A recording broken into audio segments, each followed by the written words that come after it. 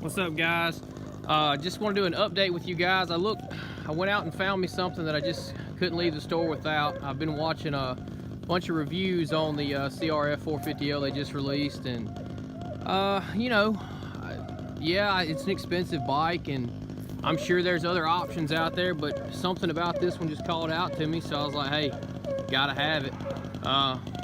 Sorry for the noise in the background. My son's riding his bike, and he's got two of our dogs all excited about it. So anyway, well, I'm gonna do some riding on it today and some first impressions and thoughts, see what you guys think. So far I've put 24 miles on it, and I like it. You know, it's got decent power, but I can't do any kind of real comparisons and power. I gotta break it in, so I'm not even gonna get into that. My objective right now is just to put the first, initial miles on this bike and see what it is after that initial break-in process. But I'll get some footage of it on the GoPro, and then we'll do some passes back and forth and see what I think about it. But we'll be back in just a minute.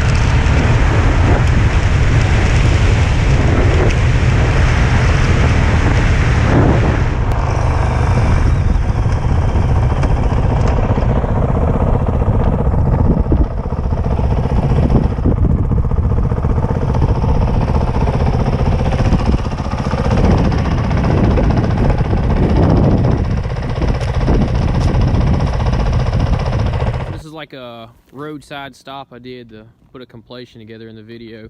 Kind of tell you guys about my thoughts on it thus far, and this is being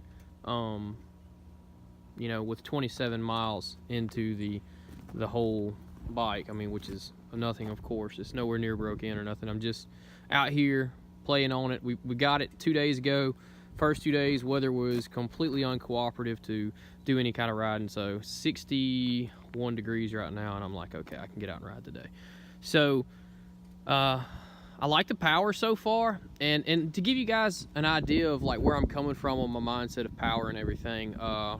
Used to do the whole motocross thing growing up. I still dabble in motocross, you'll tell on my channel, and I did have a DRZ 400 Supermoto, 2016 model that I bought brand new a few years ago, and I ended up selling off, and for whatever reason, I hated it ever since I sold it, but I did for whatever reason at the time. And so that's kind of what I'm comparing it with in my mind. It's like, okay, how is this compared to the last dual sport Supermoto type bike that I had?